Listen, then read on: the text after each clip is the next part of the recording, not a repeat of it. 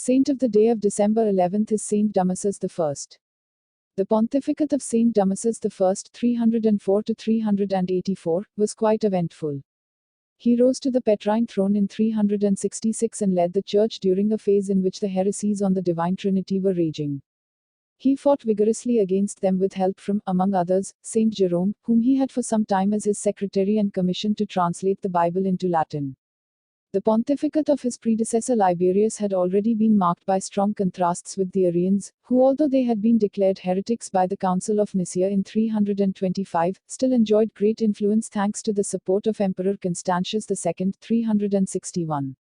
He was among the main culprits of the persecution of Saint Athanasius, the most steadfast opponent of the Arian heresy, a denial of the divinity of Christ. From the moment of his election, Damasus had to face the attempts of usurpation of the antipope Ursinus, who for years acted along with his followers in scheming against the legitimate pontiff. Among his most important supporters was Saint Ambrose, Bishop of Milan from 374 and author of the famous maxim Ubi Petrus, Ibi Ecclesia, where Peter is, there is the Church, who at the Council of Aquileia in 381 had a decisive role in having Ursinus declared a usurper. For his part, to defend the unity of the Church and the closely related authority of the Roman See, Damasus recalled that the Petrine primacy is founded theologically on the very words of the Lord and in particular on those of the passage of Matthew 16:17-19, and that Rome had been the place where Peter and Paul had completed the course of their earthly life, suffering martyrdom on the same day during Nero's persecutions. In his action to combat heresies, Damasus summoned two synods in Rome that condemned Apollinarianism, which heretically formulated the idea of an incomplete human nature in Jesus Christ, and Macedonianism, another heresy that asserted the subordination of the Holy Spirit with respect to the Father and the Son.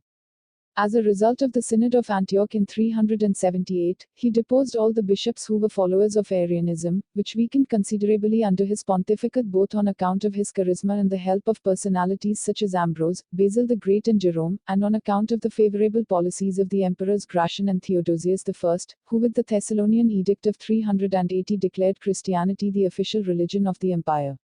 The following year there was also an event of absolute importance in the history of the Church, namely the First Council of Constantinople. Damasus did not personally take part in it, but sent his legates to it, which integrated the Nicene Creed by explaining a few fundamentals of the Divine Trinity and confirmed the condemnation of the main heresies.